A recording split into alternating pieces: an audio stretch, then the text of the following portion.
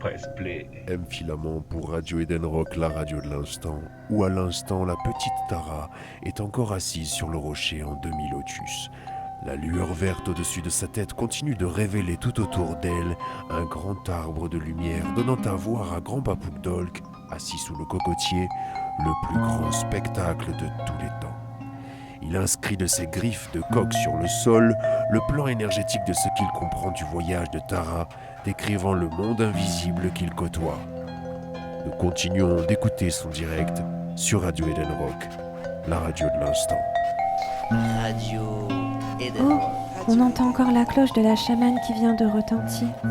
Il y a aussi Maître Toussaint, 8 ans, qui lui est avec son sabre dans le dos tel un ninja en posture du diamant au pied de Mikazo. Il y a comme une lueur bleue qui se dirige du feu jusqu'au-dessus des 3 frères Jinka. Les Jinka visualisent une porte qui s'ouvre. Le trou noir est au milieu des 3 Jinka tournés vers Maître Toussaint. Il y a là le lutin plume qui lévite en position du lotus face au trou noir. La chamane prononce son nom, Wanaisha. Le lutin plume mute à son tour dans un corps de garçon de 10 ans. Diawana. Diawana fait face au soleil qui se lève. Il y a l'arbre Mamou et l'arbre Mikazo. Il y a au plus loin dans la forêt le personnage du loup qui apparaît. Il ramène l'énergie du 1 en connectant parfaitement les 10 doigts, les mains jointes au cœur. Radio Eden Rock.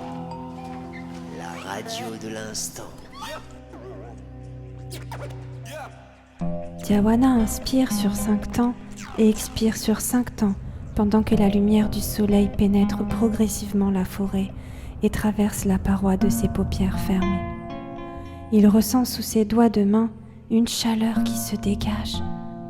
Il oriente de nouveau cette énergie vers l'espace du chakra Sahasrara en inspirant sur 5 pulsations, dessinant de ses mains un arc vers le ciel jusqu'à de nouveau apercevoir derrière lui les Jinka. Il expire en ramenant l'énergie à la terre qu'il salue en touchant de ses 2 mains. Il dirige maintenant sa jambe gauche vers l'arrière, laissant son pied droit entre ses 2 mains au sol. Il fait comme un deuxième pas pénétrant maintenant le cœur de l'instant, puis il rejoint son pied droit au pied gauche, mettant son corps en planche, ses 2 mains antennes ressentant l'énergie de la planète. Il ressent l'étincelle de la vie et pénètre par son cœur l'ovultaire en posant son torse au sol, puis son bassin. De son cœur sort une énergie verte qui se répand partout dans la forêt. Il y a maintenant comme un serpent de lumière qui circule entre les arbres de la forêt. Le serpent tourne autour du loup. La chamane sort le bâton de la terre. Diawana, en chien tête en bas, pousse sur ses bras et dégage un énorme paix. Les enfants Eldorodan rigolent tous ensemble, ayant ressenti eux aussi le trajet énergétique qui venait de se faire. Les Jinka laissent paraître un sourire comprenant que Diawana est bien fait de chair et d'os. Toussaint et Ounou, eux, restent stoïques pour ne pas perturber la méditation. Diawana avance le pied gauche entre les 2 mains. Il reçoit la lumière orange du soleil sur son visage, puis ramène son pied droit et se retrouve en pince avant debout. Il ressent l'énergie de la terre sous ses mains et ses pieds. Il les rejoint, puis déroule son buste en ressentant la force de l'arbre Mikazo dans sa main droite et celle de Mamou dans sa main gauche. Il fait face au soleil et se cambre.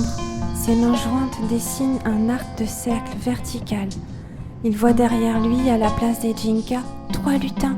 Il ramène ses mains au cœur et se retrouve de nouveau debout. Cette fois-ci, lui aussi est devenu tout petit comme un lutin. La chamane prononce son nom. Plume. Plume continue les autres salutations avec cette apparence. Il intègre ainsi d'abord l'énergie éthérique de l'élixir de la vie et vient la matérialiser à travers l'élément terre. Les 3 lutins font les mêmes mudras. L'index et le pouce joints en Jnana Mudra à gauche et le pouce et l'annulaire en Jnana Mudra à droite. Une goutte d'eau se forme au-dessus de Plume. C'est à travers les mémoires qu'elle charrie qu'il reçoit l'information de cette goutte cosmique en lui, au creux de son élémentaire, dans son corps de chair.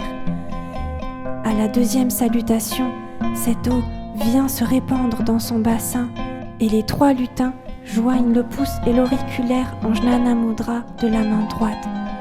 Toute la forêt entre en communion avec les mouvements de plumes. C'est l'élément feu qui jaillit maintenant du feu qui se met à bouger de nouveau comme une grande langue au-dessus des enfants subjugués. Il continue vaillamment à faire le mantra Iya Ao pendant que les 3 lutins joignent le pouce et le majeur de la main droite en Jnana Mudra. À la 4e salutation, l'air devient comme agréablement dense. Ils joignent l'index et le pouce en Jnana Mudra et l'air devient la conscience unifiée. À la dernière salutation, chacun ressent en lui une chaleur intense dans son cœur. Plume fait le mouvement de la signature de Wanai avec ses 2 mains séparées. L'une dessine un arc de cercle partant du nombril vers l'espace du cœur, l'autre simultanément du cœur vers le nombril. Les talons de main se touchent au niveau du cœur, faisant pivoter les mains qui remontent jusqu'à ce que les majeurs se touchent du bout des doigts au-dessus de la tête. Les majeurs sont joints et les mains pivotent de nouveau vers le bas. À l'espace d'Ajna Chakra, le bout des 2 index et des pouces se touchent chacun entre eux. Les 2 majeurs se retrouvent en clé au centre des paumes de main. C'est dans ce mudra que les pouces viennent comme une clé ouvrir une porte au niveau du cœur. Les mains jointes au cœur, il prend la même apparence que Wanai à 37 ans, mais avec la barbe. Il s'assied au sol, en lotus, face aux 3 lutins Jinka. Le trou noir fait apparaître un Goni qui vient se poser sur Plume.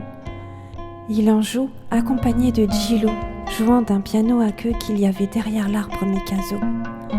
Tous respirent à l'unisson. Tout en jouant de leurs instruments, ils expirent l'air sur 10 pulsations, puis inspirent l'air sur 10 pulsations. Au bout de 5 minutes, ils expirent l'air au maximum, verrouillent leur périnée en Mula Bandha, inspirent l'air et le maintiennent à l'intérieur pendant 30 secondes. Leurs mains deviennent couleur or à ce moment. C'est comme s'ils ne bougeaient plus, mais que leurs mains continuaient à nous faire entendre la musique des instruments. Pendant la rétention d'air, la montagne carrée apparaît au loin de la forêt juste dans l'axe du cap du soleil. À ce moment, il n'y a pas l'ombre d'une mouche. Oh, tiens, voici une petite mouche que j'aperçois sur une branche de Mikazo.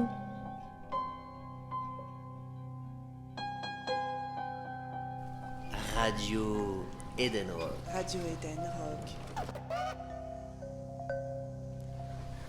La radio de l'instant.